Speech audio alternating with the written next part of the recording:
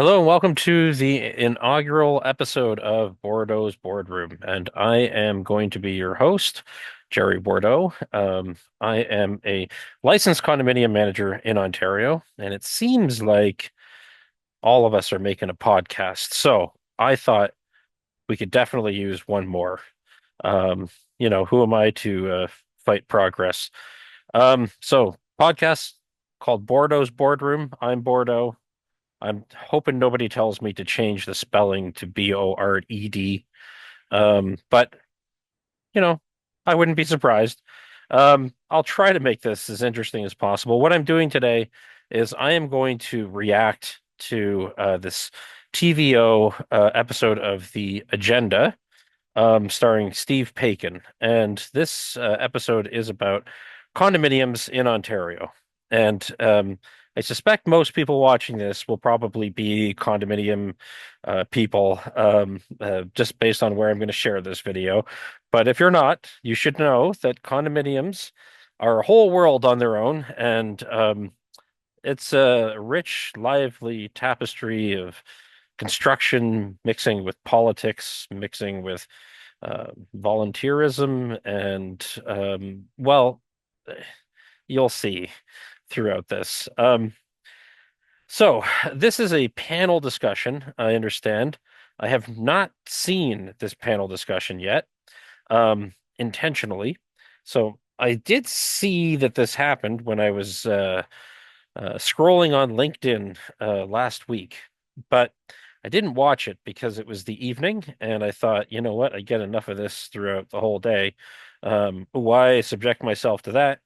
But the next day or the day after, I had several people ask me if I'd seen it and what my thoughts were if I had seen it, and I told them, you know what, I didn't watch it.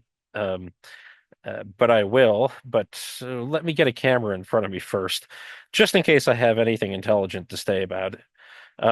Might I have anything intelligent to say about it? Well, I hope so. I am sort of I don't like to talk about myself that much in the sense of, hey, look at me, but I do have quite a lot of training with respect to like um, law, science. I've very good at statistics.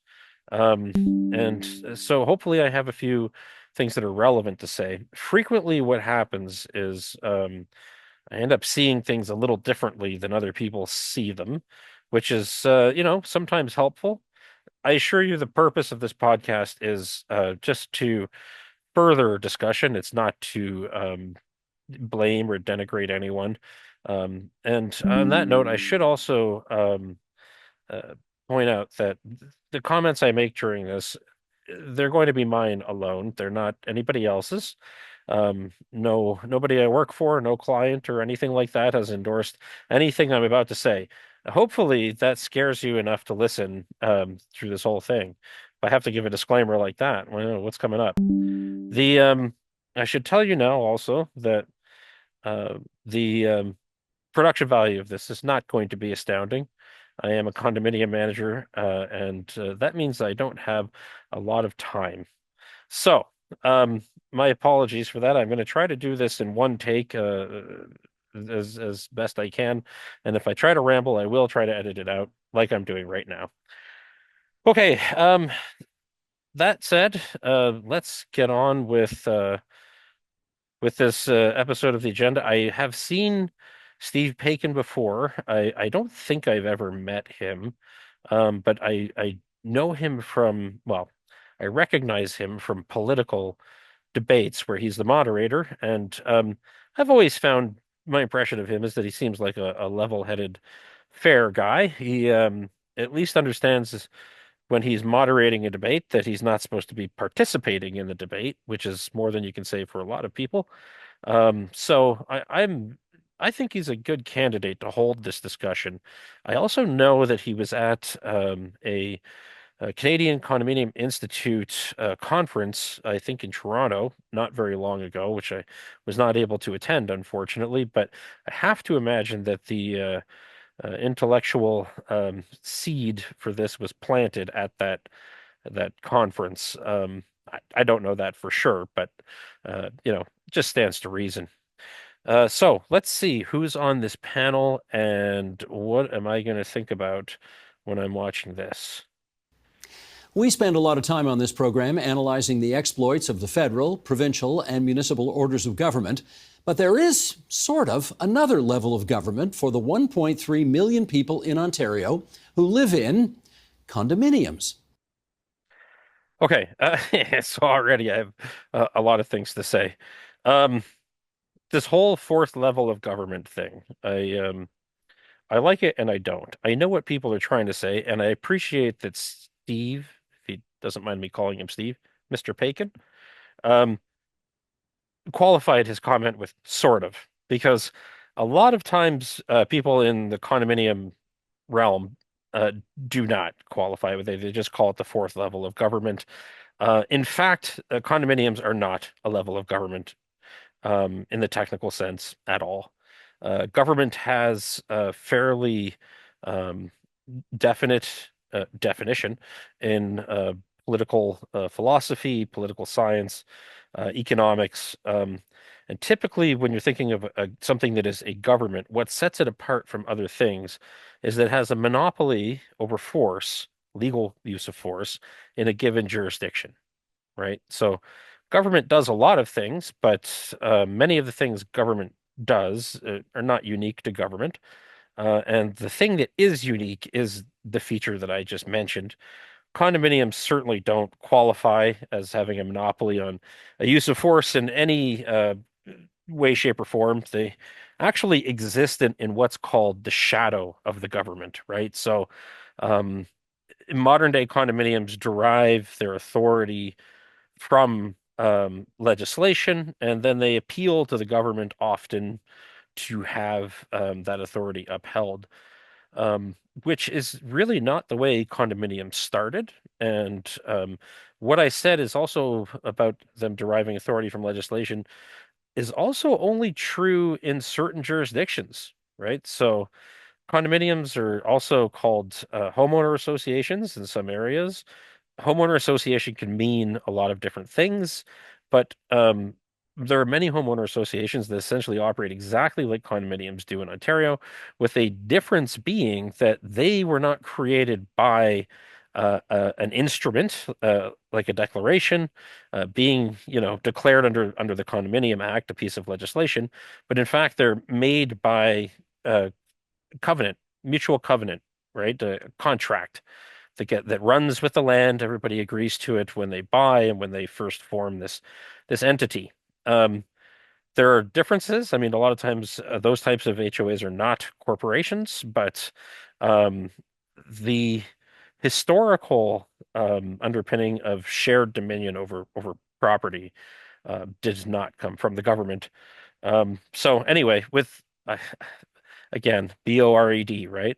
So anyway, I know people say fourth level of government, but I just don't quite agree that it is. All right, let's see what he's got to say about this. They have elections, they kind of pay taxes in their maintenance fees, and their boards are like the cabinet with significant responsibilities, even if not all members have the skills to manage those multi-million-dollar corporations. Okay. All right. Yeah. I know I'm stopping again already. I have to think that Mr. Paikin here just took a shot at not at condominiums or boards. I mean, he mentions that sometimes boards don't have the skill to manage what they're looking after, but I think he is acknowledging the fact that condominium boards are frequently made up of volunteers, and sometimes volunteers do have appropriate skills, and sometimes they don't. Um, but I think he's actually taking a shot at the government, where he's saying that many of the ministers have no real skill in the portfolio that they're handed by, their prime minister or their premier. That's a little bit of a spicy jab there that he threw in that I enjoyed it. Here we go. What's working and what's not in condo world? Let's find out from Lindsay McNally, director of the Condominium Lending Group and former president of the Toronto chapter of the Canadian Condominium Institute. Joy Matthews, founder of Matthews Condo Law. Maria Demakis, lawyer with Deo Condominium Lawyers. and Eric Plant, Director of Brilliant Property Management and President of the Association of Condominium. Okay, so I know Lindsay. I've met her several times and worked with her. Not in the same organization, but just together on files. I don't know the other three guests as well, or in some cases at all. So Eric, I have written to before for ACMO or his role in ACMO, and that's the only way I know who he is. And Maria, I don't know at all, although I'd love to. And Joy, I think that I have met him once during a session involving uh, developing coursework for the CMRAO. I'm pretty sure. But anyway, the only one I know reasonably well is Lindsay, and I think she's great. I'm sure they're all great, but I will especially be curious to see what she's got to say. Managers of Ontario, and it's great to have you four with us around our table here tonight. Lindsay, I want to start with you because, as we suggested in the opening, what a condo actually is may be a bit confusing. Is it a private company? Is it a level of government? Is it a home? What is it? It's an important question because I think there's a bit of a gap in the average consumer or condo owner even knowing what it is that they own. So what people need to understand first is that a condominium corporation is not a style of construction. It's not your tower in the sky. It is a style of ownership. And this could be your towers. This could also be what people traditionally think is a single family home. We do have lots of condos, particularly in Ontario, where it's standalone single-family homes that are part of a greater condominium corporation. The condominium corporation is created by way of a declaration, and that declaration sort of details what the condominium corporation is. And there's a number of legislation that impacts the way a condominium corporation operates, and that can be fairly complicated. Eric, do you want to add to that? All right, so before she passes it to Eric, I wanted to say that she's right that many unit owners do not understand what they're buying when they buy a condominium, and it is incumbent on them to understand what they're buying, of course, but also I can't help shake the feeling that real estate lawyers could be doing more to explain to their clients the legal framework of what it is they're buying.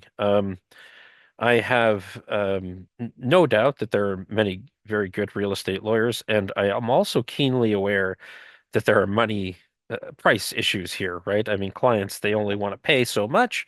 Real estate lawyers need to make money. They have to have a certain number of clients. They usually work at a flat fee, which is typical in their industry. So you can only do so much explaining on a flat fee. Um, but I have sat in several meetings with people who have told me that their lawyer did not run through any of the governing documents with them except to answer questions about, whether their dog would be allowed or whether smoking is allowed, that sort of thing.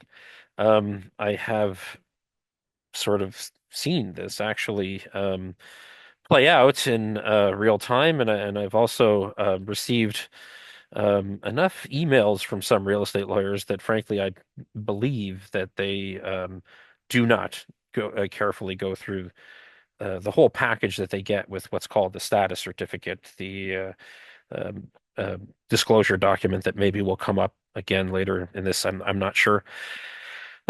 Anyway, I think though I'm loath to blame the real estate lawyers for this problem. I think people need to understand what they're buying and don't be afraid to spend a little more money getting some good advice and an understanding of what you're buying. Oh, and if you don't want to spend a bunch of money on a lawyer to understand what you're buying, here's what you can do.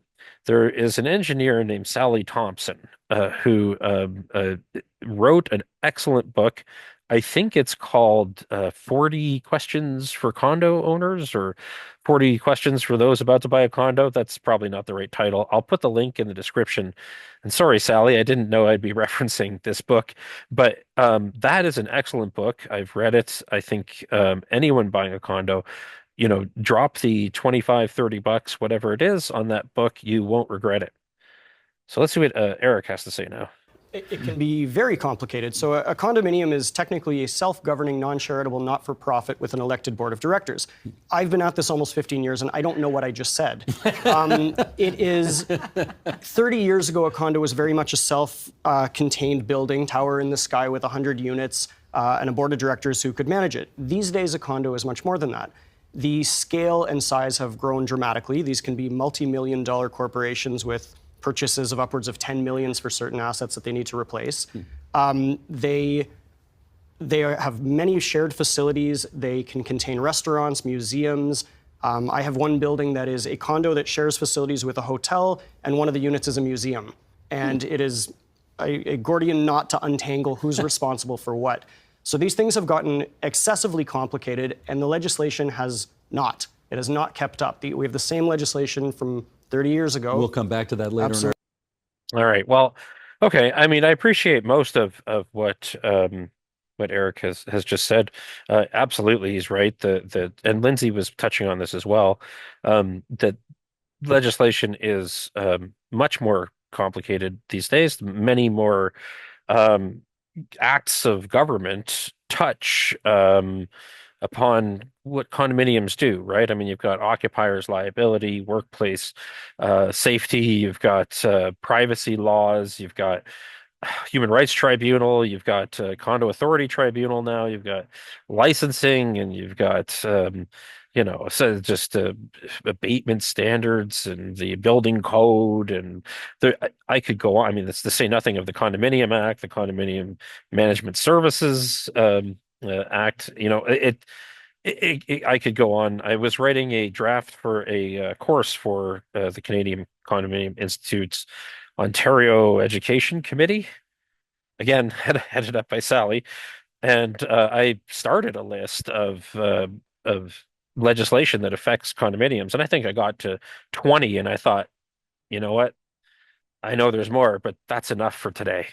But I think that that's a bit in tension. There's some tension between that and what Eric is saying at the end there, where the legislation has not kept up, right? And I think I know.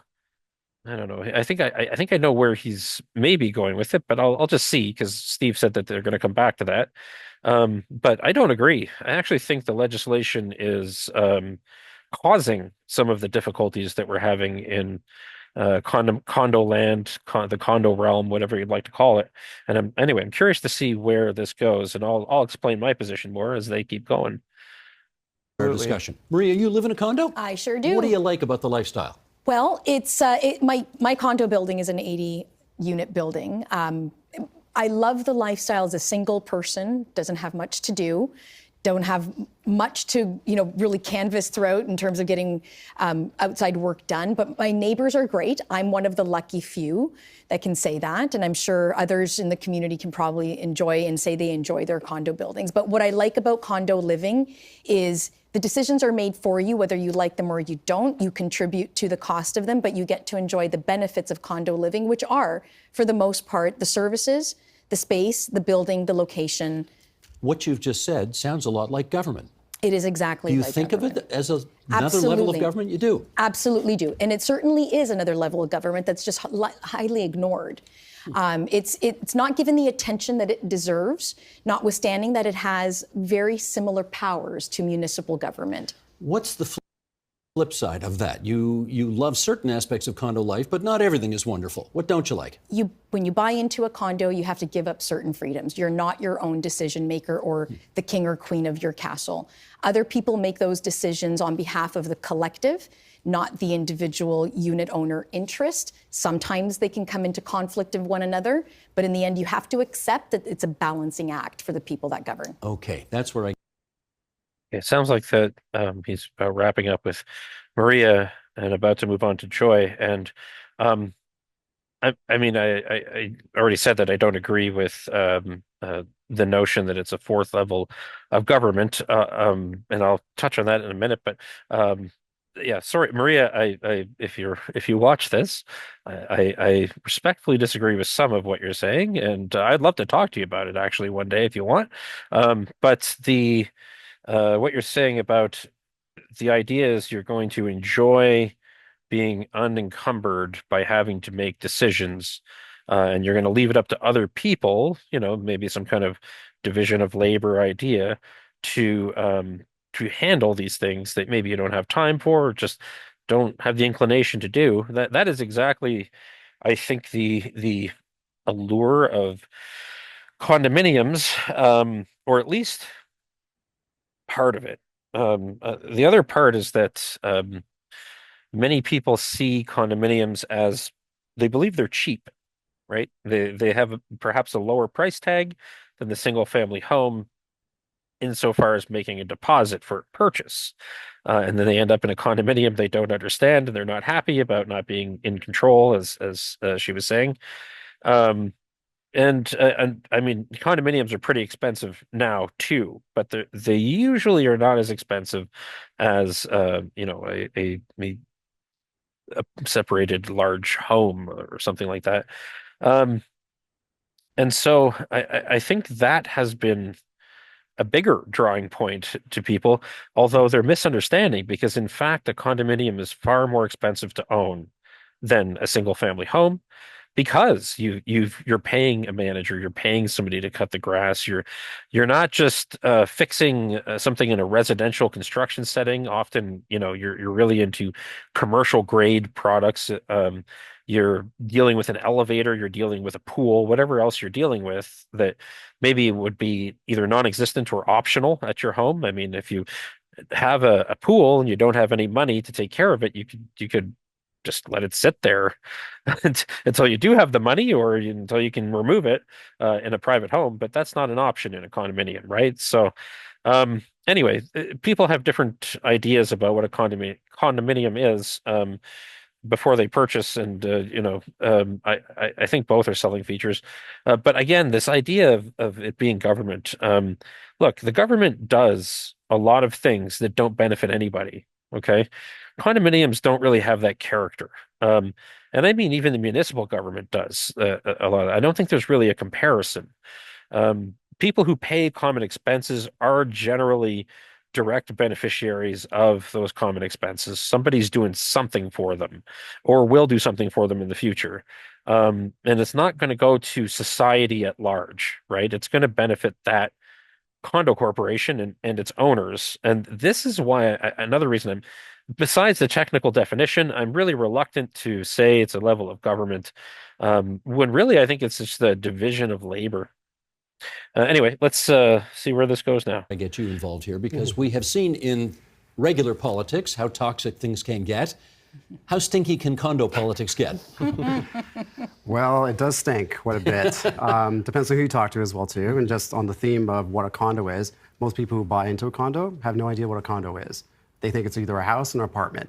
And it's neither. It's this like creature that we've been talking about. That's regulatory. It's got a board of directors that you elect. You got owners in there. You may have tenants in there. So at any one time, you got different disputes happening.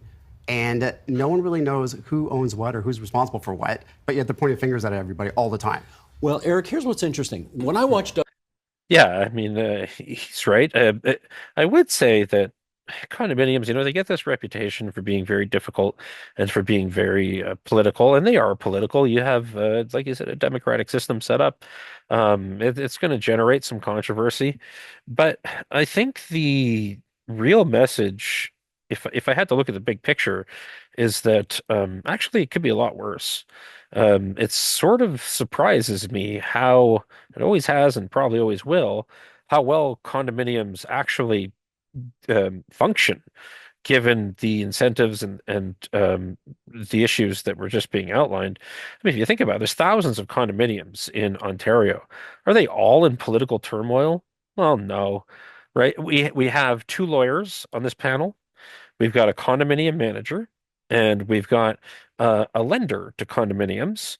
And and I'm a condominium manager, and and not only that, I'm not a beginning condominium manager. I generally deal with the most difficult files available. Um, we are biased sample. We are going to see the problems, right? So I'm sure the five of us don't wake up in the morning and think about the condos that are running well because we don't hear from them so much. And so we can probably get a little bit statistically skewed when we imagine how bad condominiums are politically. Doug Ford and Marit Stiles go at it during question period. And then when it's over, they each go home to different parts of the city. Yep. When a condo board meeting is over, the people who've been yelling at each other for the last hour and a half or 2 hours get on the same elevator and go to their homes. Yeah. How awkward can this get? It's the way I describe it. It's kind of like Kamala Harris living next to Donald Trump, and they both park their car next to JD Vance. It can be very, very contentious. So boards of directors. Just wanted to say, of course, these days, Donald Trump, I'm so tired of, not that I don't hold this against Eric at all. I mean, I know what his point is, but can we just have one conversation without mentioning Donald Trump? It would be excellent. Are made up of elected officials from the building, and these people can be absolutely incredible, people with tons of experience that offer a lot to their building and guide it in the right direction. Others are the people that didn't like the lilacs out front because they wanted daisies, and they decided, I'm going to run a multi-million-dollar company as revenge. So you get a mixed bag of people, and that's where a lot of this conflict can come in. They hire companies like mine to manage, but they are the executive decision makers. Because they live in the building, you tend to get a bit more micromanagement because they see and they hear everything. Was he? Okay. So he's absolutely right about the types of people that end up on condo boards sometimes. And there's actually a book called Corruptible, which is written by not Sally Thompson this time, although I'm sure it would be excellent if it was. I don't remember the name of the author, but he's a social scientist who studies authoritarian regimes. And of course, what's his first case study in this book? It's a homeowners association. I believe it was in Arizona. The president of the board consolidated power by asking people to do ridiculous things, and whoever would do the things, that's who he campaigns for to get on the board because he knows they'll listen to him. And then he gets picky about like, oh, those rocks, they came from New Mexico. We can't have New Mexican rocks here. We only have Arizona. I might be mixing up the locations, but that's the spirit of it. And those people absolutely exist. A certain portion of the human population has personality disorders, is borderline personality, is narcissistic, is whatever they are. And they absolutely will gravitate toward a position that has no barrier or very low barriers to entry because you really only have to be over the age of majority and not be declared mentally incompetent by the government, and agree to take within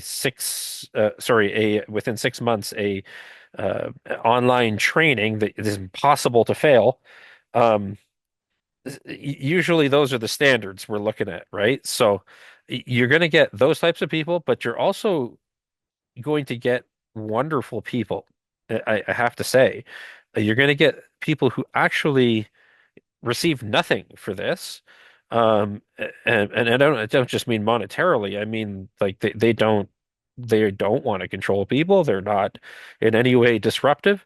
They're donating their time for the good of their community and their neighbor, and they like it. And those board members are wonderful to work with. And there's so many of them, honestly. Like the negative ones, see, we focus on the negative all the time, but there are so many positive experiences I've had with board members. Um, I'm not going to start naming a few, although I'm tempted just to see if they watch. But yeah, I'd like to keep that in mind. The second thing I wanted to say was I think that Eric is I'm being a bit I recognize I'm being nitpicky with this, but I think he didn't mean to say the board was the executive, because in fact the board really is not. They they're more like Congress or Parliament than the executive, right? They're going to make the big decision. They're going to approve the spending. The manager is actually more like the executive. The manager has to execute the orders and decisions of the board, and so yeah, they're more like a CEO, a chief executive officer.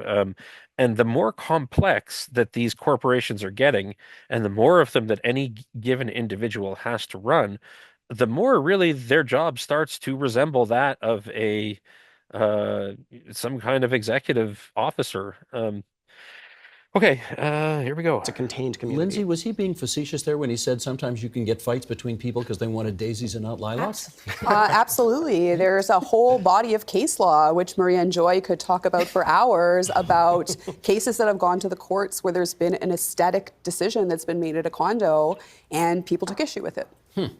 Do people have the training to do these jobs? They're not paid, right, to be on a condo They're board? not paid to be on a condo They're not board. paid. That's right. So why does anybody want to do it? Because the alternative is that no one does, and then your values plummet.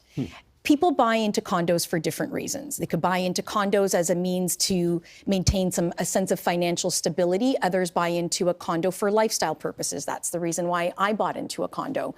Your objectives when you buy into a condo, which regardless of what led you to make that decision, is ultimately that you want to maintain the value, if not improve the value. And so there is always a tension in condo communities where, let's take the daisies versus the roses, Lilacs. the lilacs. Yeah. You're going to have these tensions because people see value in different ways. Now, condo boards, for the most part, have become much more sophisticated over the 20 years that I've been practicing in this area. They weren't as sophisticated in the past, but the reason they've become more sophisticated is there is more education out there. They may be volunteers. Many come from either current professional backgrounds or past professional backgrounds that lend definitely value to governance. They can make very sound business decisions. They can manage the community side with the business side as best as possible. But notwithstanding that they're volunteers, notwithstanding that there is no condo schooling, there is mandatory training at present. How valuable that is, at minimum, it provides at least some concepts to understand. Well, okay. All right. So she's bang on to say that boards are more sophisticated now than before. I've noticed that as well, and I think that's great, actually. Um, Given you have the right people on the board, it's great. Of course, if you have a sophisticated bad actor, that doesn't help anybody. Um, that aside, though, I love that she's mentioning also that so much. There's so many resources now, so much education, CCI, CAI. There are, you know, organizations that just do a fantastic job of educating. I know that my local chapter of CCI runs directors courses in the spring and in the fall. I know other chapters do similar things. The blogs that are available now, the podcasts, are pretty astounding compared to the past. I will push back on one idea just a little bit, because it's not that it's wrong. I think it's just um, sometimes overstated. Is that this might just be my personal experience. I don't find that professionals on boards. You have a lawyer or a doctor or a accountant or what have you. I don't find that necessarily translates into being a good board member.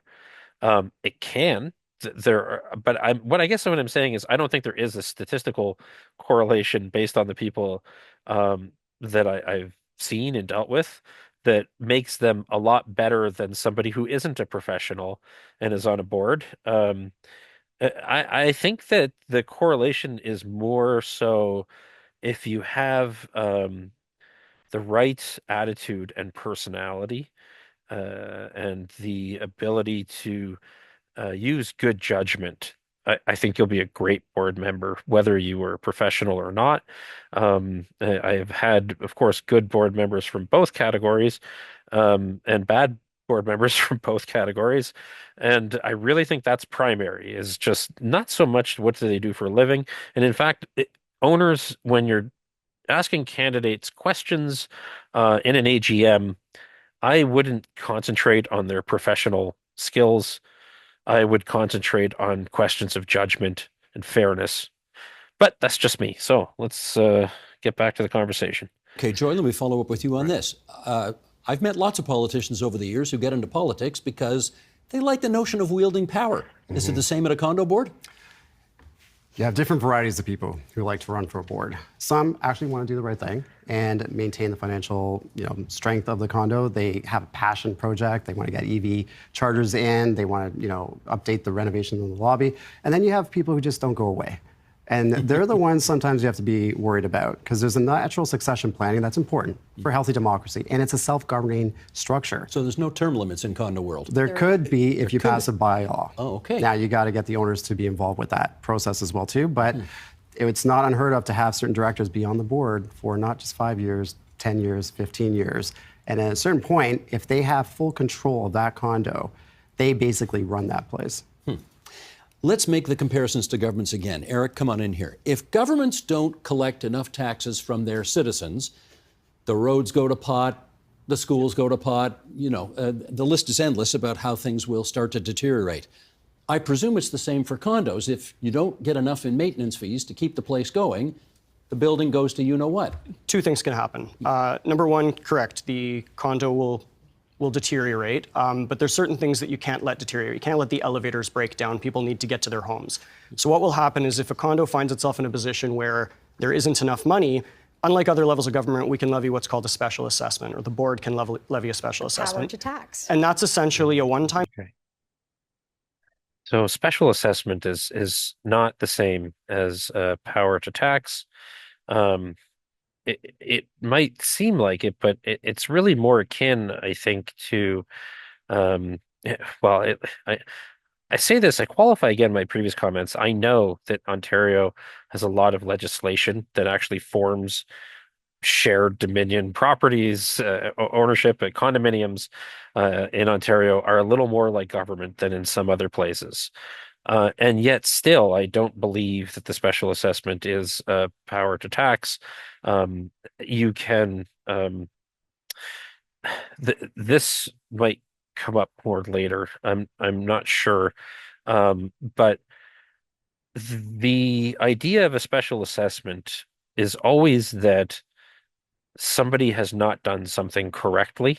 Somebody has benefited without paying, right? It's actually, I guess, very straightforward.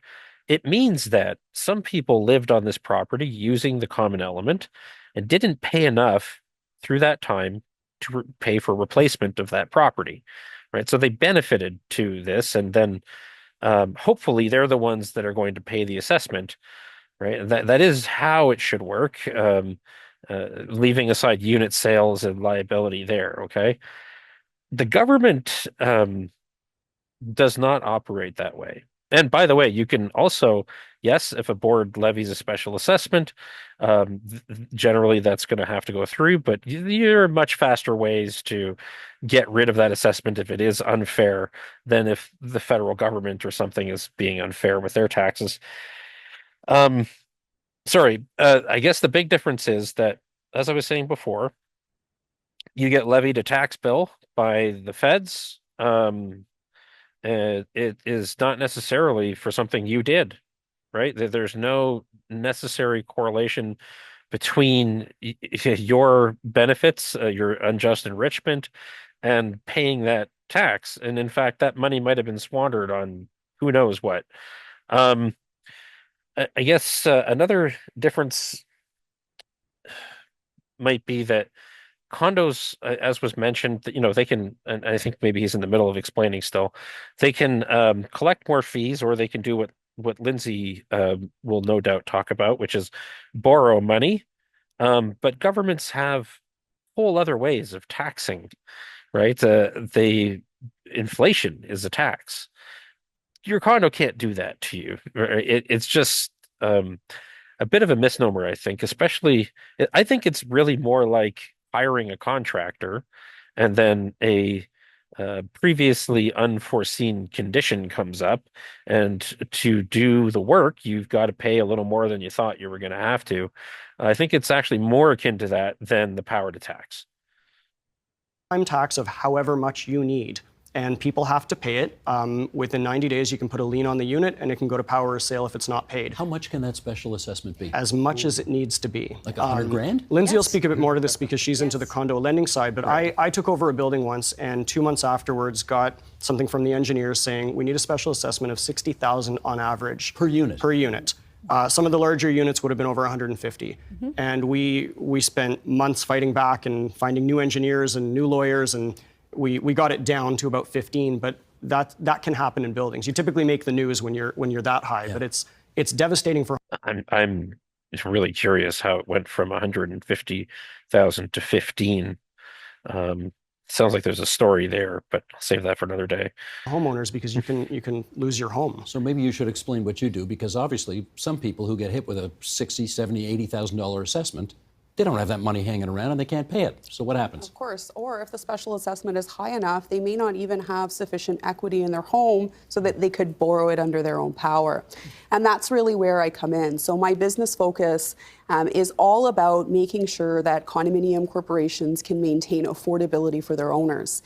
And the point is that there's always options. A special assessment is a built-in opportunity for the board of directors to essentially levy a tax and say, we need to make this repair, pay this money. But when there's circumstances that this causes significant financial hardship to the individual unit owners, the corporation can consider borrowing the money. A lot of people don't realize that condo corporations are themselves commercial entities. They can borrow money under their own credit. But a significant barrier actually is the apathy of the owners in the individual condominium corporations. That's the same in democracy, too. Yeah. Joy introduced earlier the idea of a bylaw, right? So you can use bylaws in condominium corporations to change the way that it operates and to empower the board to do specific things.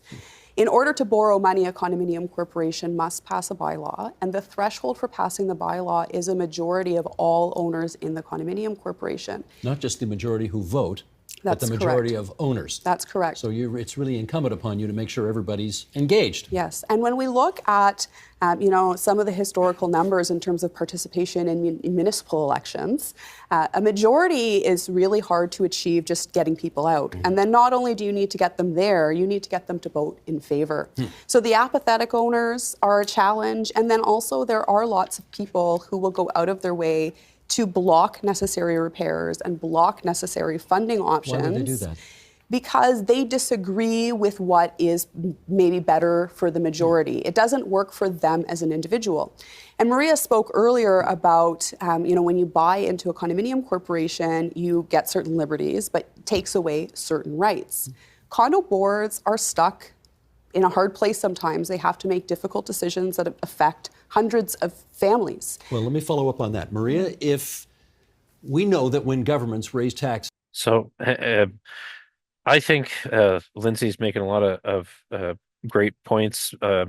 Obviously, she's seen the voter apathy and really situations where it's incredible to even fathom why people are apathetic. I mean, I was not long ago at a borrowing meeting where a bylaw meeting of owners where it failed to get quorum, despite the fact that the owners are facing special assessment of thousands of dollars. And if that doesn't generate enough interest to show up at a condo meeting, it's difficult to imagine what would. And she's also touching on the fact that some board members do not, no matter what you tell them, want to collect money to do necessary repairs or even agree that certain repairs are necessary.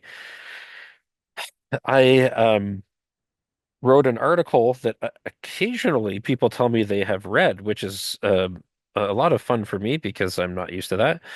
And, about the article is about professional directors moving away from only having volunteers on condo boards. Now, the reason this doesn't happen is that nobody wants to pay for them. But condo boards are kind of funny in that people consider it a plus, a bonus, if the board member is also a unit owner.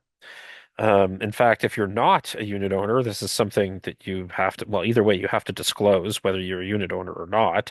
And there is a special position in Ontario on the board that's available for voting on to those who live in their units only. So no off-site owners can vote on that spot. And so there's this somehow this idea that, well, they'll look out for everybody's interests if if they own a unit, right? But in the corporate world, in the for-profit world, shareholders are conflicted if they're on a board. It's not that it's not allowed to happen, but often it's actually limited, the number of conflicted board members you can have. Some of the things they do, like heading up, for example, maybe an audit committee, are things that they're not allowed to do because they're conflicted. And you can see why, because if they own shares and they have to make a tough decision, they might dump those shares before they make that decision. There's all kinds of things that could go wrong. And this is why professional directors are a thing. And I really think condominiums would do better with professional directors, having at least a few on some of the boards, especially the ones that are troubled. Some people absolutely hit the roof. Absolutely. Is it the same in condo world? Absolutely. They will hit the roof. Financial insecurity for most people is the cause for hitting the roof. There may be people who are opposed to funding or some expenditure on a principled basis, but really it's about the financial insecurity or financial stress that it creates. So whether we're talking about the special assessment and that one-time tax, or we're talking about long-term funding, it creates additional pressure. People do hit the roof. People do want to hold their decision makers accountable. In condo, it's pretty difficult to do that because the board does wield a lot of power. The avenues available to owners are few and far between and not easy to achieve. So yes, people hit the roof. They feel helpless because their options are quite limited. I want to ask all of you to look at the monitors, either on the walls or up top there, of one of the most distressing things I've ever seen. And that is, I'm going to show you some before and after pictures. Sheldon, you want to bring these up? This is in Surfside, Florida. It's a condo building called, I think, the Champlain Towers, and they didn't keep as robust a fund for maintenance as they should have. And let's flip over to the next picture. In June of 2021, one of the towers, literally in the middle of the night, collapsed. Nearly 100 people were killed as they slept. And I guess, Joy, start us off on this. How much of a wake-up call was this for people who live in condos and condo boards? Well, first, Florida is different than Ontario with respect to legislation, so we should compare. And Well, okay. A couple of things. One, surprised TVO had a watermark for, I think it was MiamiCondoInvestment.com or something on the first photo. Not sure that's great advertising for that company. But anyway, the second thing is Florida being different than Ontario. Look, we hear about Surfside a lot, and we frankly, and I'm not trying to minimize the tragedy, the personal tragedy that has occurred here. I'm very aware of the fact that it's horrific, right? But we hear about Surfside a lot more often than we probably should. And by that I mean it is easy to run with sensationalistic outliers as a way to get people's attention, and as a way to point fingers and say we're better than them or they're better than us or whatever, we're different. Humans are humans. They're the same in Florida as they are in Ontario. If we gave them similar incentives, they will behave in similar ways. And I assume what Joy is talking about is maybe there are different incentives in Florida, but there really actually aren't. There is different legislation, that's for sure, and I know that they're in Florida busy trying to tighten things up as if that will drastically affect anything. Well, I mean, it will affect some things, but it is not going to solve something like Surfside. And I'll tell you why. It's because, first of all, legislation doesn't fix very much. When you really what you're dealing with is human nature. There right now in Ontario, I have no doubt we're going to talk about the reserve fund, and you have to do it every 3 years, and you have to fund it, and you make it adequate, and whatever else. I'm sure something like that is coming because that's what always happens in Ontario when somebody mentions Surfside. Um, and the truth is, in Ontario, you can get reserve funds that might be adequate according to one engineer and inadequate according to another. The board can still change the funding plans in those reserve funds. You can, as long as you disclose it, and I'm aware of boards that have done that. Um, it's not a magic solution for changing how human beings work. Surfside, my understanding, I'm not an expert in that tragedy in any way, but my understanding is there were plenty of warnings that occurred, that the professionals on the property did warn about this. Maybe not enough. I don't know. But it's not as if this building magically collapsed.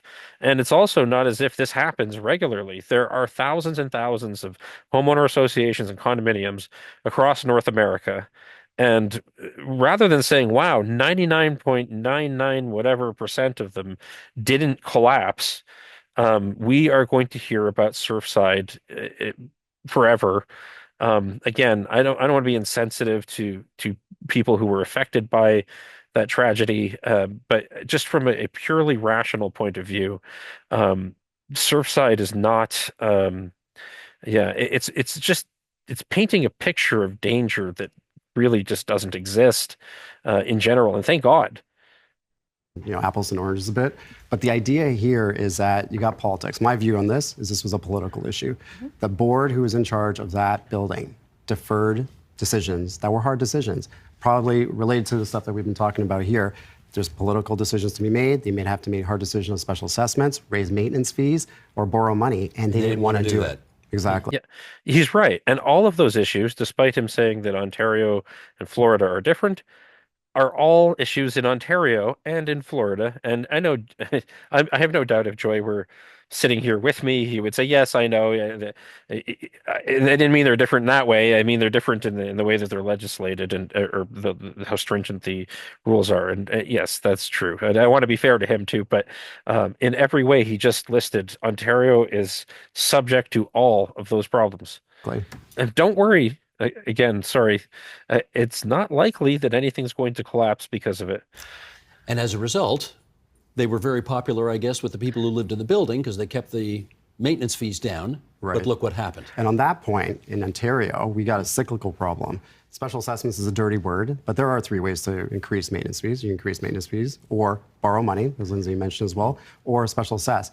But some condos don't do that, and what they do is every 3 to 5 years, they have to special assess. But then the board gets turned out because there's a political upheaval. Right. And then the board changes, but then they don't do anything. 3 to 5 years later, they have to special assess, and that board gets kicked out. Are maintenance fees high enough in the province of Ontario? Generally speaking, are they robust enough in order to prevent buildings from falling down? It really depends. In some buildings, absolutely, and others, not at all. What happened since 2020 is we've had a period of. Well, hang on. Our reserve fund, our reserve funds, are they funded enough to prevent a building from falling down? Is a very different question from are they funded enough to meet their obligations to replace their common elements with materials similar in quality as the ones they were built with. Okay. I think it's probable that buildings in Ontario are unlikely to fall down. It is more probable that they are not funded to the degree that they really should be to meet their obligations. Inflation, starting mostly 21, 22. Inflation in the general public hit about 7, 8%.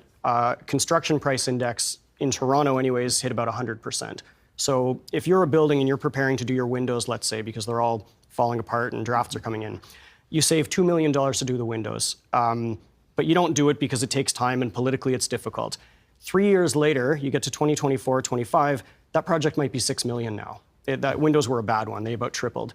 So most buildings have some sort of situation like that where they were saving for some amount of money for some project, inflation hit, and now they're drastically underfunded. And that's leading to either loans or special assessments or steep increases to maintenance fees. Yeah, he's right. I don't know what index he was pointing to. He may have said it, I just don't recall. But the type of construction that condominiums rely on is not. It's even worse, actually, for inflation than new builds, right? So the sort of residential restoration, or I don't know what you would call it, type of contractors we deal with, were affected more than the new builds. They don't have the same purchasing power. There's other issues that explain that, and so reserve funds in Ontario were definitely. Um, People think that, oh, we need to collect more money, but I think that's actually the wrong way to see it. Um, you had enough money, it's that the money is not worth as much now, right? And I guess there's a distinction without a difference. I prefer to see it the second way because I think it's a little more telling about what happened, right? It's not that your board didn't collect enough money at the time, it's that somebody externally did something to make the money worth much, much, much less. And I think that's just more accurate. Or a combination of all of The them. problem with combination. condos is politically, it's very difficult for a board to do what's necessary. Just like in federal, provincial, municipal governments, it's very difficult to actually pass that, that rule or that bylaw to raise that. When that doesn't happen, you get situations like Surfside, where a building gets in such bad shape that any attempt to fix it would cost so much that whoever's trying to fix it gets kicked off the board, fired, whatever the case is, until you have a catastrophe. I should add something about inflation, because when people talk about inflation, typically in the news, you hear about inflation, Bank of Canada takes measures against it. Most of the time you're talking about consumer price index inflation, the cost for a basket of goods. When we talk about inflation in condos, particularly as it relates to capital repairs, it's really construction inflation, which is a totally different measure. So if we look at the StatsCan Residential Construction Price Index, let's start from 2020, when we had the big pandemic, which changed a lot of the financial outlook for our world. From the beginning of 2020 to the end of 2023, inflation in Toronto was 71%, construction inflation, and inflation for Canada overall was about 50%. So when you assume people think consumer price index, we're aiming for 2 to 3%, over that same period of time, people are thinking, oh, my condo fees are going to go up 12%. And that's just not realistic. And when you apply these huge inflation measures against these multi-million-dollar projects, the impact is really significant. And when we look to the history of inflation, consumer price versus construction price, there's an interesting report by the Canadian Institute of Actuaries that shows us the history between the two as it relates to our capital repairs and condos. And construction inflation has outpaced consumer price inflation every year for at least 20 years. How much of a wake-up call was Surfside to people who had condos in Ontario? Well, to dovetail off of a point that Joy made. We should know this. We've worked together for years. Apologies. But we are comparing oranges and apples. Ontario, unlike Florida, has had legislation in effect mandating reserve funds since at least 2001. And so every condo will have a reserve fund. Whether it's adequately funded or not is a separate question. But every condo will have a reserve fund. Surfside was a little bit different because in Florida, you don't have these mandatory reserve requirements. There was also a difference in as much as Right. So she uses the word adequate because that is the word, and she's a lawyer. That's the word that's in the Condominium Act, right? The Condominium Act doesn't tell you exactly what your reserve fund has to do or say. That's been left to interpretation, largely left to professional opinion on the matter. And there is the rub, right? So if you have a bank account open, um, with a buck in it, you have a reserve fund, perhaps. Um, I'm not trying to scare anybody. It's just that I think we overrate what legislation does and what it's useful for. And um, if we're really saying, look, legislation is the solution to run all of these things, why are we bothering with um, boards and managers? Well, I guess you could have managers still just running whatever the legislation says to do, right? Um, I think the answer is we all know that wouldn't work. It's too granular, or sorry, not granular enough. The properties themselves are too granular. You're legislating from on high, and then you're going to have just ridiculous, unpredictable scenarios play out from it, right? At the end of the day, it comes down to people. And anyway, I'm sure that legislation is going to keep coming up, and also people's.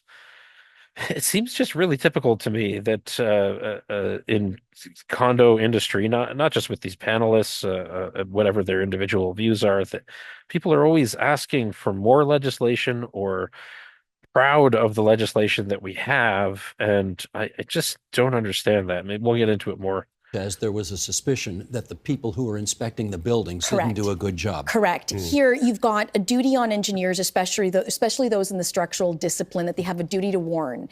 There are buildings that are Surfside ready in Toronto, in the GTA. What does that mean? Surfside ready, that if you don't catch it in time, even if that means putting an order to comply in the property and vacating it, you could have a Surfside disaster. There are the few, but they're very few. The more likely scenario you're going to have here is the envelope deteriorating. So whether that's water coming in, air coming in, the underground garage where it's spalling or it's cracking, or the roof is not keeping the elements out. That tough decision call by one group of people to raise the funds. Hopefully we don't get Surfside in Ontario, but the one positive thing that our government did back in 1998 is create this mandatory reserve fund requirement. That's the one positive thing they did. Condo board wants to go to its annual meeting where it's at minimum accountable to the owners at one time a year and tell owners we're not in line with our funding plan. Got it. Eric, you're the condo management guy, so But again, you can change your funding plan. The funding plan doesn't have to come from professional engineer. It should, but the board has the authority to do a funding plan. Um, and some owners really would like to hear that the funding plan is very low, right? There's just no way of getting away from human nature. Well, actually, I think there are some things you could do about it, but I'll save it. I want to bring you in on this one. As we hear in the world of politics, sometimes there's, shenanigans. No. Sometimes, I would even go so far as to say illegalities. Sometimes it happens. Not often, but sometimes. Interesting. In condo world, one hears stories all the time about management people who run the building, essentially, for the people who live in it, and they've got their little sweetheart deals on the side about, steering business to their friends and this kind of thing. How much of that goes on? It does go on. I won't say it doesn't. It goes on not just with the management companies, but with boards of directors, with engineers overseeing projects. So fraud can happen in a variety of ways. In the management world, we now have licensing. So in 2017, licensing was introduced. We have to have a license. We can lose that license if there are complaints against us. We have to do continuing education. So that, I think, has gone in the right direction. Directors, less so. There hasn't been as much legislative change on the director side, so you do see the same thing. If you have one very powerful board president, let's say, the condo commandos or the dictators, we call them, those people can absolutely do the same thing. Anyone who can call a contractor can make themselves a deal. We, in the industry, have tried our best to weed out those people. We've tried to stop them, but it does still happen, unfortunately. In America, as we know from So, Eric's touching on licensing now, and I have to say, I'm sure I've seen thousands of condominium audits by now. I've dealt with hundreds of managers. I've dealt with, all kinds of boards and whatnot, and the total times that I have run into some kind of noteworthy fraud, and here I say noteworthy fraud because I'm going to exclude something like a board member taking a parking space or something like this, is zero. I have read about these incidents happening every once in a while, but frankly, they're few and far between. Condominiums are audited. Pretty stringently, at least reasonably stringently for the relative simplicity of condominium bookkeeping. Um, the truth is that lots of money has been spent on licensing. Lots of money gets spent on legislation, the condo authority, and I'm not here to denigrate what anybody in the condo authority or the Condo Management Regulatory Authority of Ontario are doing.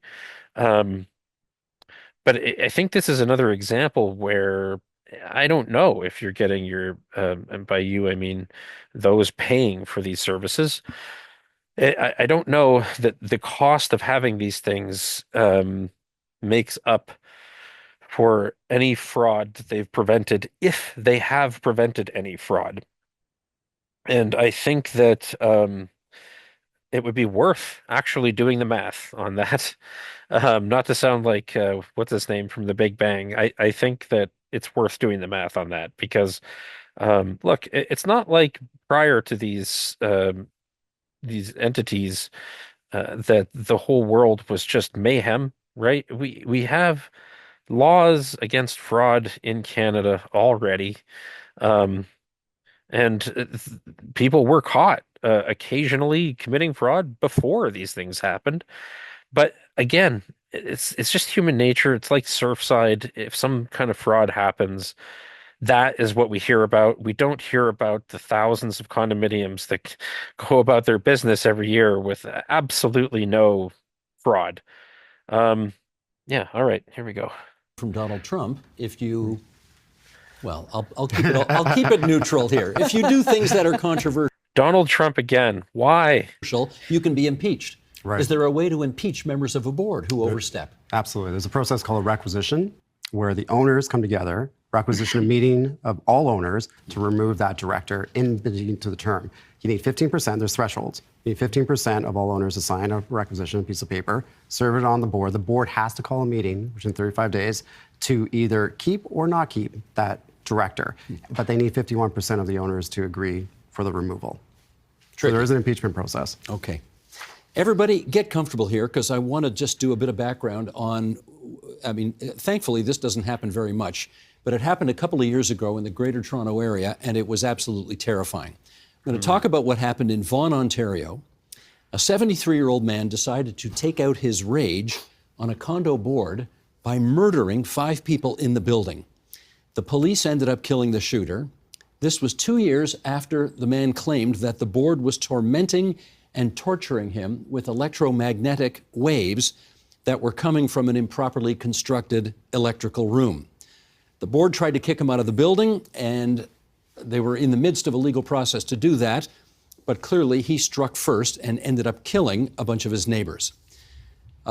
Again, okay, Lindsay, what impact did this have in condo world in Ontario? Well, certainly there was a lot of sadness, because there are a lot of condominium communities that have similar difficulties with unit owners. And it is hard to see that type of violence coming.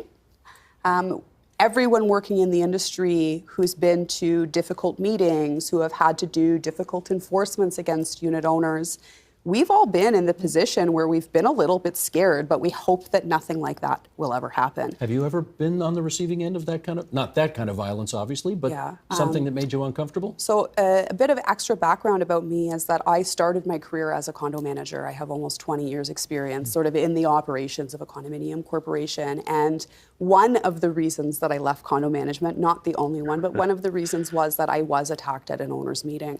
And thankfully, I was not harmed. People were there to react quickly enough. When you say attacked, what does that mean? One of the unit owners tried to climb the table, just like we're sitting at, to attack me. And the reason was because in my capacity as chairperson of that meeting, I had the unfortunate reason to tell him to sit down and to stop yelling at the meeting because we were trying to conduct business. The reason for that meeting was to talk about the budget. And it was very minor increases to the budget for that condo that year, if any. But this individual was known to be hot under the collar, was known to use drugs, but we couldn't prevent him from coming and have his democratic opportunity to have a voice in the governing of his condo. Was there security at the meeting? No. Maria, let me ask you, should there be security at condominium meetings? 20 years ago, it used to be the norm. When I first started out as a young condo lawyer, we had 2 rules. security, off-duty police officers or private security, and the tables situated by the exit door. Why? Because of exactly what Lindsay mentioned. Not that that's changed much, but security is no longer a go-to thought process for most boards.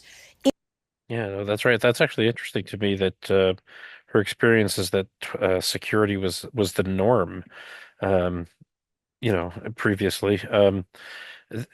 I have no doubt she's right, but it is definitely not the norm now. And again, I think this must mostly be, well, I think it's a few things. Most meetings don't involve somebody getting attacked. Occasionally, these things happen. They shouldn't happen. These things happen more than, say, something like Surfside or the Vaughan shooting, right, where there's shoving or yelling or that sort of thing. So, yeah, I mean, I can see value in having security at meetings more often. But I feel like my legislation sense is tingling. Let's see where this goes. Insecurity still exists because of hot temperatures, because of anger, because of erosion of civility in our society and taking it out on the people where you live, who you think are at fault for them making your space less comfortable, less capable of being financed, less capable of being financially doable for you. Okay, she went in another direction, and I really liked what she said. An erosion of civility in society. I think this is actually what explains much of what we've been talking about about how heated these meetings can be, but also how people behave towards their duties and towards each other in general. There has been an erosion of civility in society. I don't know if they're going to get into a discussion of as to why that is or how this will turn out, but I think that you can easily see the erosion of civility in society all over the place. Now, we're not more violent than we used to be, but we are more disrespectful and loud. It's seen in our politics, our popular media. You can see it at just a local grocery store, in line, or that sort of thing, right? Um, yeah, and I would say also that. Condominium managers and condos are not alone in this, right? I mean, we used to work at a bank. Occasionally, something like this would happen there too. I guess the only difference is that in a bank, the customer leaves after their incident, whereas in a condo, they continue to live there. But anyway, sorry, let's see where she's going with this. I really like the direction she went in that answer. Can I just add in there? Please. Yeah. This is a particularly difficult situation for all condo lawyers and anyone in the industry as well too. We've all been assaulted at Yeah, this is Seriously. it's such Absolutely. a common theme. 100%. Yeah, absolutely. This is probably worse than the Surfside issue because this is about dealing with people. endemic in, now. Yeah, okay. Just so I think this is probably clear, but I think he was just saying something similar to what I was saying, and I don't think that he thinks that these minor assaults are worse than Surfside. I think that, like you said, it's a common theme, and when he said worse than, I think he means it's happens more often, and that's right. Condos, exactly. It's endemic. And the way I see it, you got to take a step back because we just don't have the tools necessary to deal with this stuff. And the reason why we don't have the tools is because we're taking a reactive approach to these type of problems within the condo. And it's a bigger picture, and it's not an easy solution by any means, but there's three different spheres that are playing here. We got the criminal world, where you call the cops, something serious happens. Then you have the mental health world, where if they're sick, they go to the hospital. And you have the condo world. The condo world sticks in the middle of these three spheres. Unsupported. Unsupported, and most people who have issues are in that middle where they're not violent enough to call the cops on. They're not sick enough to get them hospitalized, and they're not enough of a nuisance for us to send letters and do stuff. But yet we got to do something, and nothing. Okay. I don't know how condos are not supported. I mean, if somebody is actually engaging in something criminal, the police will show up. You can call them. And if somebody is engaging in just a breach of compliance that rises to a standard where something has to be done, then indeed condos have methods of getting people to comply. Um, but you don't want to make it too easy either to steamroll or remove or otherwise control somebody who is just difficult, right? Somebody whose personality is just like sandpaper, or maybe they're very disagreeable. Or maybe they have a minor mental illness where they're largely functional, but sometimes a nuisance. I think that some of this is just what you put up with when you purchase a shared living space.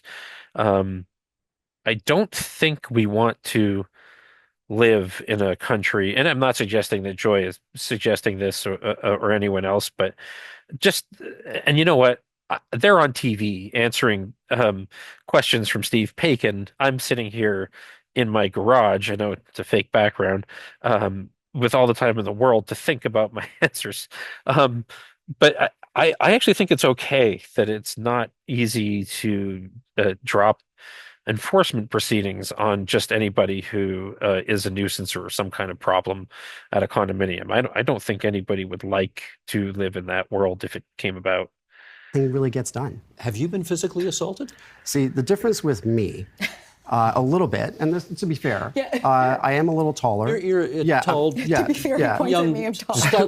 devilishly handsome-looking, studly man. Yeah, so yeah. Age is affecting all of us in different ways. Yeah. But that being said, I had martial arts training and background, but you don't need to be a martial artist to chair an owners meeting at a condo. That shouldn't be a shouldn't have to be. it shouldn't be a prerequisite. The level of civility is missing. And so when these situations happen, the boards, frankly, who are in charge of stuff, do one of two things. They either ignore the problem or they enforce it, and neither really work. Ignoring the problem just becomes a pointing the finger. Board tells management, do something. Management tells a lawyer. Lawyer calls the cops. Cops tell the board, and nothing gets done. You're all sitting at that Hague table where you get attacked. Precisely. And then the enforcement side is that it costs money, time, and right. it's not actually solving the problem. Have you been physically assaulted? Well, I think that enforcement should cost money and time. And for some of the reasons I was articulating before, which is that, and by the way, I have also been threatened as a condo manager.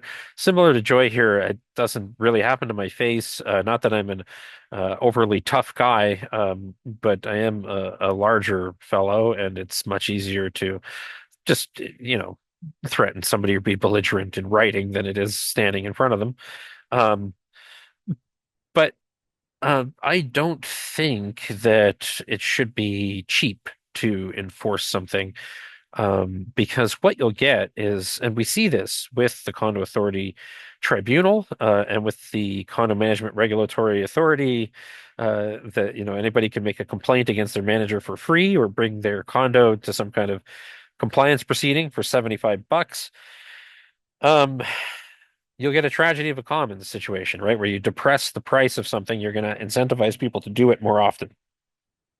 And I think that society doesn't want to spend its resources, or shouldn't want to spend its resources, on nuisances, minor nuisances that people really should be resolving on their own.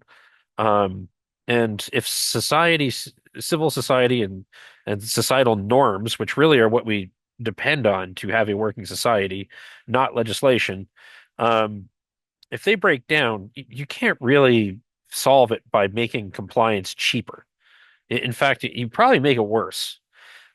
People should feel like they're putting skin in the game if they've got a real complaint about something, and then you can take it more seriously too. If somebody's saying, "I'm willing to spend money to fix this," there's probably a problem there. So yeah, anyway, I'm just not as, I guess, convinced that um, nobody is being supported. I mean, if you take something like the Vaughn shooting, that unit owner, again, we're looking at a statistical aberration, and there's a what's the phrase? What is it? Bad facts make bad law, something like that. It's really a bad idea to write policy based on statistical aberrations, you know? We had a man who clearly was not mentally stable, who believed that he was being accosted by electromagnetic waves of some kind. Um, what are you going to, I mean, life is tough, and it's tough to just jump to a conclusion that somebody is going to shoot people because they're saying something strange. And indeed, it's even tougher to do that when the case is that almost every time they are not going to shoot anybody, right? So, what's the solution? It's it's possible there is none. What can we do to minimize the likelihood of these things happening? Well, I think we already do quite a bit, but I think the best, most practical idea I've heard so far is hire security. I have been. The last time was July of this year, of 2024. What happened? Well, much like Lindsay, you're at an owners meeting. I was asked to chair that meeting. You find yourself in that position, Joy, and I'm sure Eric does as well very often. As the chairperson, you're the one who's in charge of controlling the meeting, observing and making sure people observe rules of order. Well, before we even got started, the topic of the day, coincidentally, was a funding. This condo needed $14 million to do some major envelope and underground garage work. Of course, the condo didn't have $14 million. It needed to borrow, and it was putting before that owner group two options. Either we tax you your share of that $14 million, or we borrow the $14 million. The announcement in the Not a tax. lead time, or in the lead up to that meeting, was we're going to have the lawyer present, the engineer present to help explain everything. Well, before we got started, somebody said, "Are you the lawyer?" Yes. Great. Before I look over to the side, before I know it, someone grabs my neck, turns me around, and just throws a punch. You are kidding. I am What not did you kidding. do? Well, I punched back eventually. Maria's tough. Yeah. You don't want to punch Maria. No. Yeah, I'm not happy that happened to her, but her response is interesting. I think that it might also be important to remember that if you're a lawyer, you can expect to be in places where people are having disagreements, and that's true also of condominium managers. It's true of a lot of professions, really, and it's the breakdown of civil society issue again. I'm sure we can all agree that it's not just condos and condo professionals that experience this type of thing. I can only imagine what it's like to be a doctor, for example, maybe an oncologist, maybe a surgeon. You have to give bad news all the time, right? I mean, what about um, uh, yeah, accountants? They must get at tax time just absolutely accosted, right? And not just for doing the taxes, but for telling people what they owe. Professionals of all stripes, I think, take it on the chin, and that's part of being a professional, unfortunately, in today's society. But I think it has come to the point where it's more normal and not even really shocking when professionals are not shown respect anymore. I think it would have been more shocking in the past to hear somebody absolutely disrespect a doctor or a lawyer or an engineer. Um, and now it's just, commonplace. Nobody really, and maybe that comes from the top too, right? I mean, I'm not going to get political here or defend or complain about any individual politician, but look at how normal it is now. You have a prime minister, whatever you think of the guy, on a ski hill, and someone calls him or tells him to get the F out or something like that. In the past, people also had strong feelings about prime ministers, and yet that type of thing rarely occurred and would have been more of an assault on the dignity of society. And now it happens, and it's just on social media, and everybody goes ha ha and moves on. So I really think that that is more the problem in all of these topics. Punch, Well, and thank that you. speaks to management too. They have to be tough to stick around this industry. Who would ever take that kind of job environment to work in? Well, I can speak to that if that's Yeah, okay. go. We have a manager shortage right now, and one of the reasons is Is exactly exactly that. this. Yeah. To answer your future question, I've been insulted as well, not in a meeting, but by an owner who trapped me in the little condo office at the site years The more ago. common Oh, scenario. that's more common. That's So it seems like he's moved.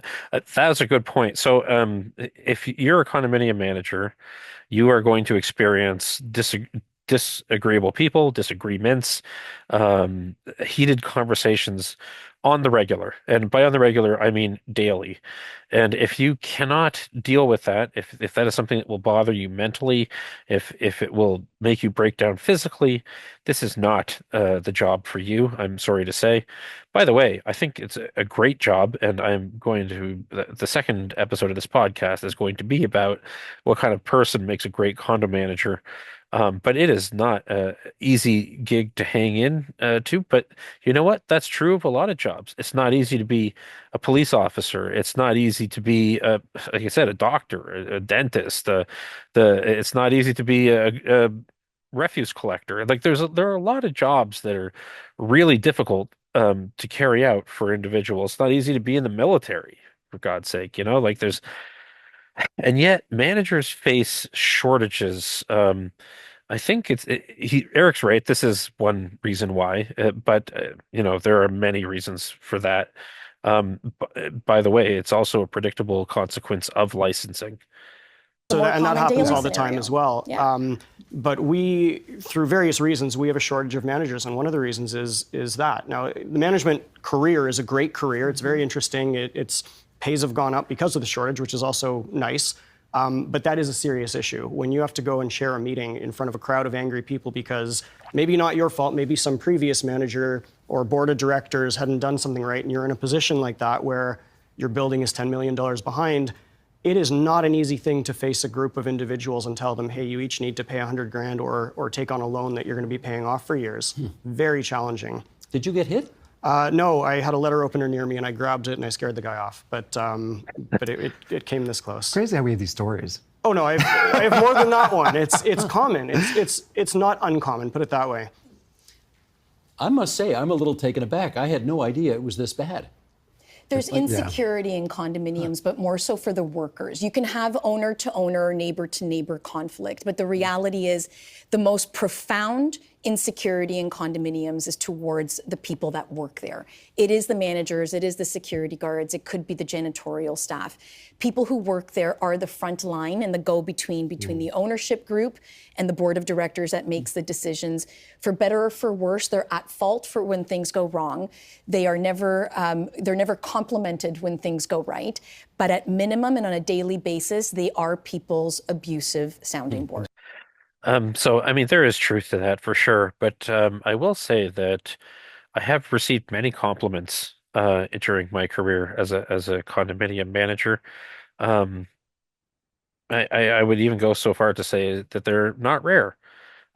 Maybe they don't happen as often as they should in general, but if you show that you really care about your job and that you have time for people, and you make time for people and their concerns, and you do, believe it or not, get some compliments every now and then.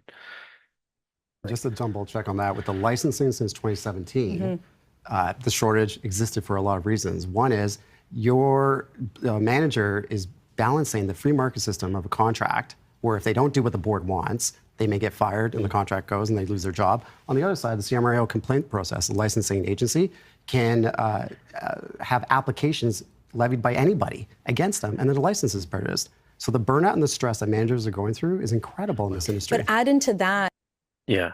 I mean, so that is true that anybody can complain about their manager at any time. But that's also true for lawyers, accountants, engineers, and doctors.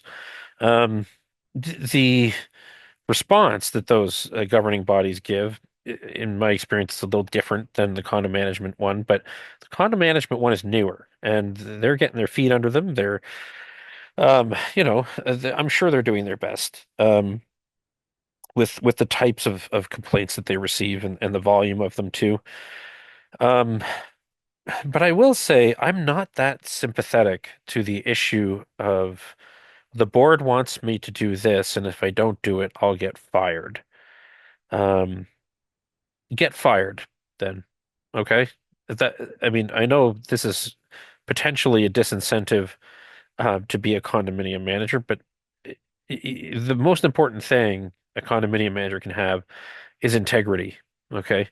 By the way, this isn't just for condominium managers. This is for all professionals in society. And lawyers, I mean, I know he's a lawyer and he's being nice. He's pointing out this tension for condo managers, but lawyers have the exact same tension. I want you to do this. I want you to do that. Go get that guy. You're sitting there going, I don't know if we really have the evidence to do that or this. And yes, you have to be a zealous advocate for your client. But at the end of the day, if your client's asking you to do something wrong, fire them.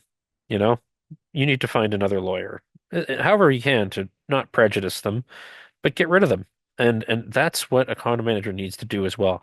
If you're not prepared to do that, if you're not prepared to take those lumps and have confidence in yourself that you're going to find work otherwise, um, this is definitely going to be a tough career for you.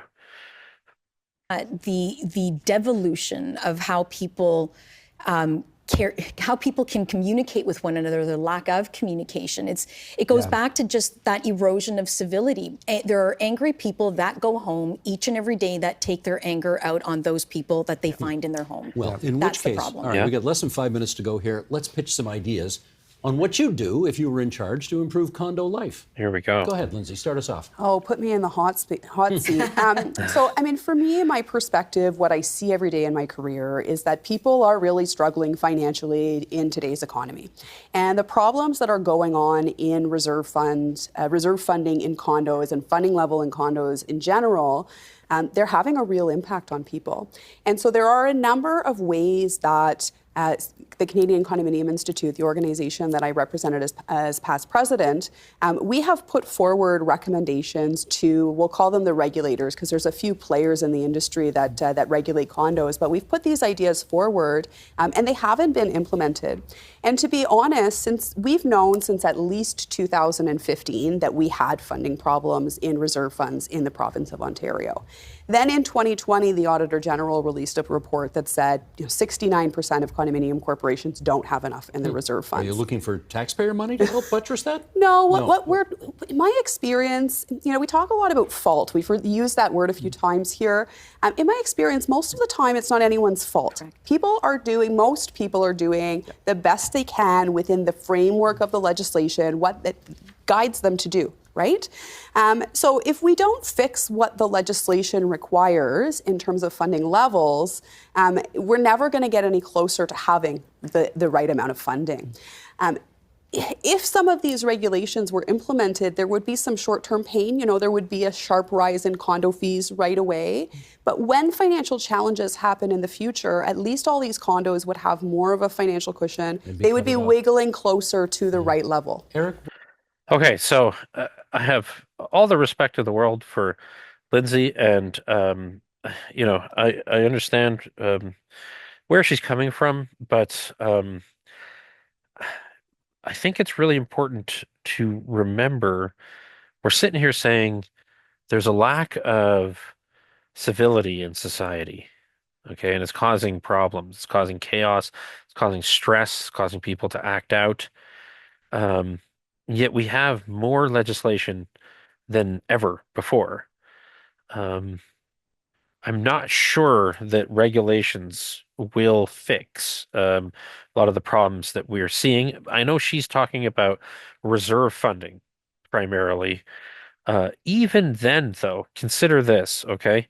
If we make very, very strict regulations about how much to put in the reserve fund, and then we institute the condominium police to go and check every reserve fund, and we're just going to toss anyone who is not funding their reserve fund into condominium jail. And of course, I'm being silly here, but I'm just saying you can get stricter and stricter as you go.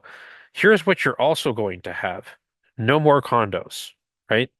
The more expensive, stringent, and stressful we make condominiums, the more control we take away from condominiums, the less people are going to want them, and the fewer um, builders will build them.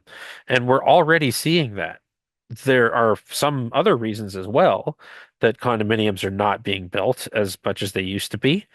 But this is one of them, is it is a pain to deal with condominiums compared to just building a rental apartment, right? And I know that there are changes around rent and other explanations, but this is a major one, right? And I'm afraid that when you have, look, I know the housing crisis is a hot button topic for everybody these days, and I completely understand why. But adding regulations, adding more stringent this and that, adding more things people have to comply with, paying more for compliance to these things, taking more money away from other portions of the economy as well, because now you got it in a reserve fund. It's not sitting doing something productive with the owners. Maybe they've got a stock or something like that. These are all consequences you have to consider when you're trying to push through regulation to solve something, right? And they're rarely considered, unfortunately. And that's why I am skeptical that again, with due respect to everybody, legislation is really what this industry needs. What do you suggest? There are a lot of things. My key, just from the manager's point of view, is as it was spoken about before, directors who get on the boards who really shouldn't be on there, they're very difficult to remove. And Joy mentioned the process before about requisitioning a meeting, getting 50 plus 1% of the owners. In a lot of buildings, the owners are off-site. In a lot of buildings, the board will do whatever they can to make that process difficult. They won't share information. They won't call the meeting. So it's hard to get rid of bad people. Managers have licensing now. If there's a bad manager out there who does something wrong, steals, has a sweetheart deal with a contractor, they'll lose their license. There's no such thing for directors. And I understand the philosophy of self-governance. You elect people, and we see how well that works at other levels of government. but there should be some oversight.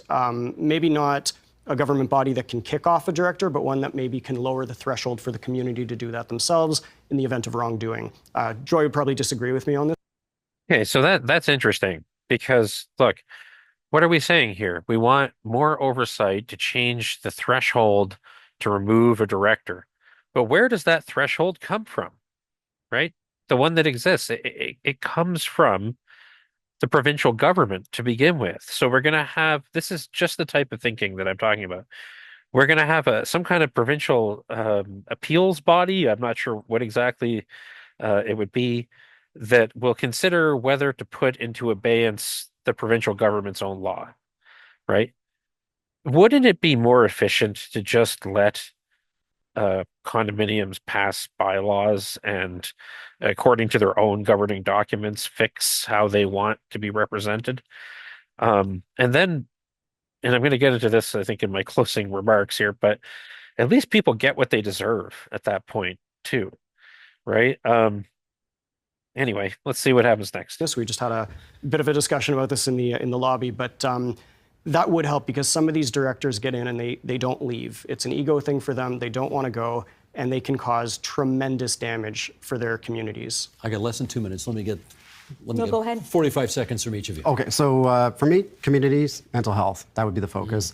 And with that, it should be a question of not if someone gets sick, but when any one of us could get sick.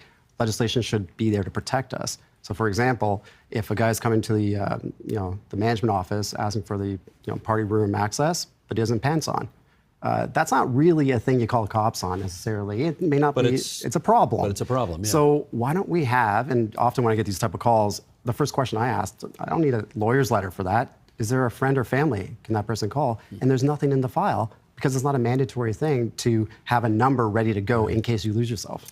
Okay, so I actually like a lot of what he just said there. I mean, a guy shows up with no pants on, it's disturbing. But what do we really want to do to this guy? Is he really dangerous? I mean, look, we all know people with mental illnesses, and they're not bad people. And we really don't want to call the cops, and we also don't want to sick our lawyer on them.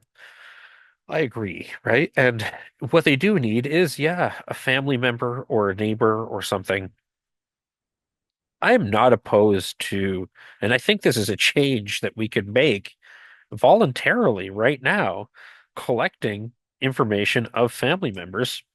I will say that normally when somebody has a known psychiatric condition, we often do know a family member because they reach out to us. But that's a luxury I'm sure some mentally ill people don't have. But then, of course, a piece of legislation saying collect information that doesn't exist is not going to help, right? Um, Mental health is a giant problem. It always will be. And in fact, consider this, okay? Mental health has never been talked about more. There's never been more resources that anybody can call, whether it's from a condominium or not, to get help in mental health. There's never been more um, self-help videos. There's never been more treatments that can be prescribed, from medication that may or may not work, to cognitive behavioral therapy and a whole raft of other things, and yet we are mentally less healthy than ever before. Okay. I don't think that it's a matter of resources or legislation. I think it's a matter of society. And I don't imagine that human beings, when they're subject to um, reams and reams of laws that they have to comply with, do well, right? I mean, consider COVID-19, okay? I know I'm sorry to bring that up, and Donald Trump and everything. I mean, we've heard it Surfside, and um, the reason I bring it up is because, look, a lot of people got, and it's never gone back down, much higher levels of anxiety during that pandemic and since, and that has made a huge difference. But what was it that gave people anxiety? Was it the fear of COVID-19? Probably not. In some cases, I'm sure that is the case.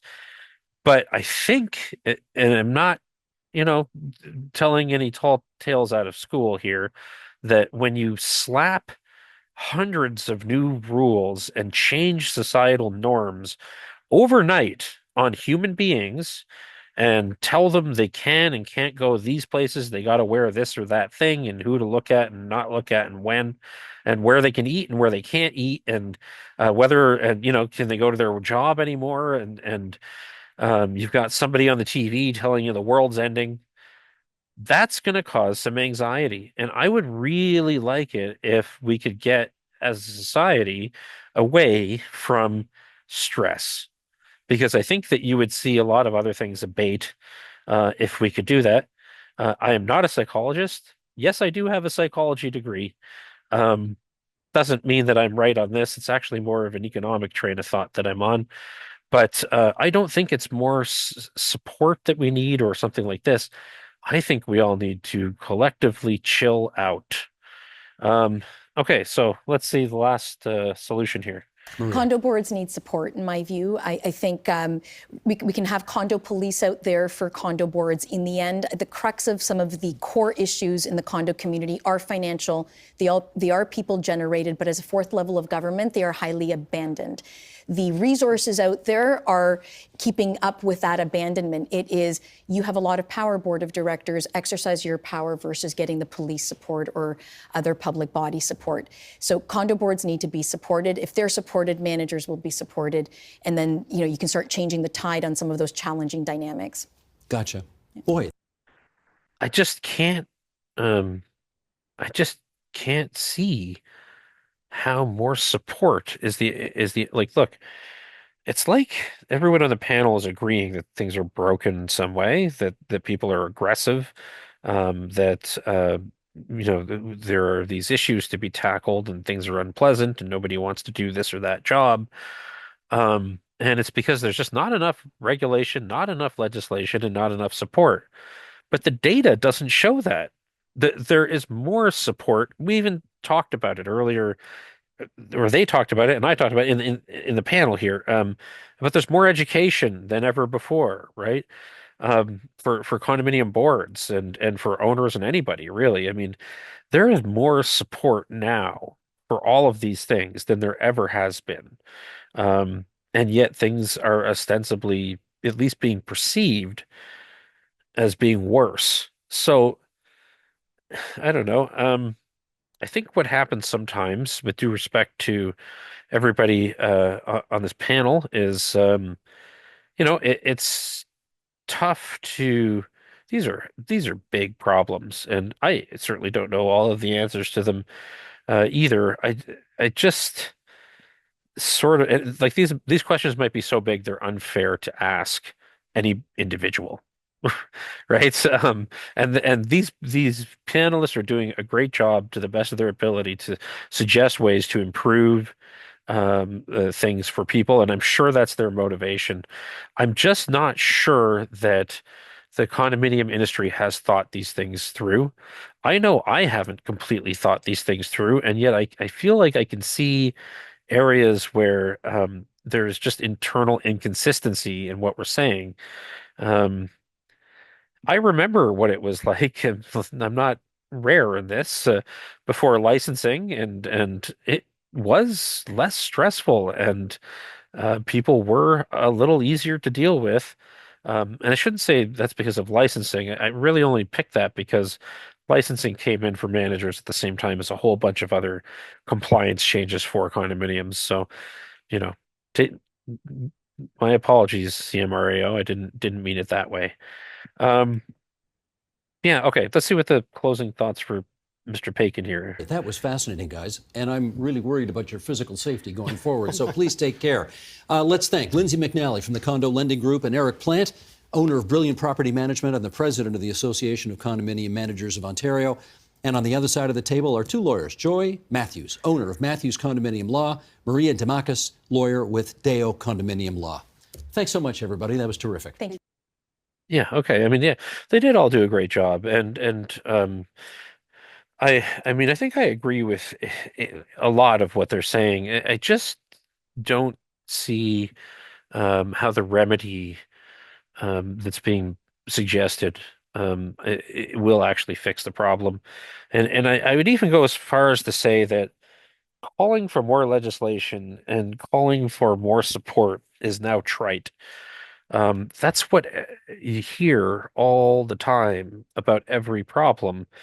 And I don't really think that's how all problems are fixed. I think that as a whole, we need to think deeply about the following, and that is making people responsible for their decisions. Um, Something that legislation tends to do, and something that professional bodies it can even tend to do. There's a whole literature on this, and something governments can tend to do is actually put a veneer of propriety on substandard things, right? So you can imagine a condominium manager, a lawyer, engineer, psychologist, it doesn't matter, who is actually really terrible, but is meeting the minimum requirement for their license. They're just not getting um, they're just not getting in trouble enough to actually have their living taken away from them. That doesn't mean they're a good psychologist. Just because you have legislation and people are somewhat meeting it doesn't mean things are okay either. Um, these things do not guarantee anything, and in fact can make bad professionals, bad decisions sticky, right? It's hard to get rid of them. I mean, you can always appeal to the fact that, well, I have a license. Well, I followed this thing in the Condominium Act, even if it was incorrect. Um, and I think that we have to get away from that and go back to our roots in common law, and that is internalizing damages to those causing damages. If you are not funding your reserve fund, you should be the one stuck with the bill. Uh, if we were more stringent about that in law, if we were less, uh, you know, wishy-washy about this type of thing, and I don't think you can do that through legislation. You're just going to have to do that through good old-fashioned court cases, people complaining about good old-fashioned legal principles. Um, I think that people would would change. If you are not in business because you have a license, but you're in business because you're giving an excellent product, that's what we want, right? We don't want a barrier to entry that keeps substandard products on the market, and pushes out people who just can't be bothered or it's more difficult to hit that barrier. And we don't just see this in condos, we see this in all kinds of stuff. So I am really more of a um, laissez-faire leaning type of person. And I find it fascinating that the more, well, okay, I'll leave you with this. I can't believe it's taken this long for Star Trek to make its way into this podcast or this episode. But there's an episode of Star Trek where they are looking for a ship that blew up in some region of space because that's what they're always doing, isn't it? And they find it, and then they being the Enterprise, they start getting hit by some kind of energy wave, and they go, "Oh no, this thing's a threat to us.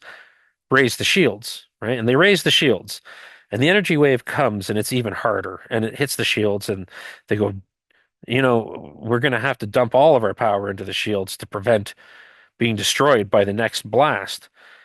And of course, at some point, I think it's Commander Data just figures out, oh no, wait, there's a correlation between how much power we put into the shields and how hard we get hit by the energy blast. And so the correct thing to do is drop the shields, right? Because then the energy blast is going to dissipate. And of course, he's right, and they all survive and that sort of thing. What I'm talking about is a feedback loop, right? And I think that the more stressful we make doing basic things, the less involved that we require people to be because we're just basically telling them how to run their condo. And the fewer consequences there are to people because, well, we hit the minimum requirement by the government standards. Um, you know, I just think these things are causing a feedback loop, and it's just interesting. I don't know what point it'll get to where we realize that um, we keep raising the shields more legislation, more this, more that, and the problems keep getting greater. And at no point does anybody say maybe we should drop the shields and see if that helps. Anyway, there's my analogy. I'm going to end on that. And thanks for sticking with me to the end if you've made it this far. I really thank you a lot if you made it this far. I know this is a bit of a marathon, and I'll be back with hopefully a shorter installment of this. But this was great, and even if only I enjoyed this, it was worth doing. Thank you.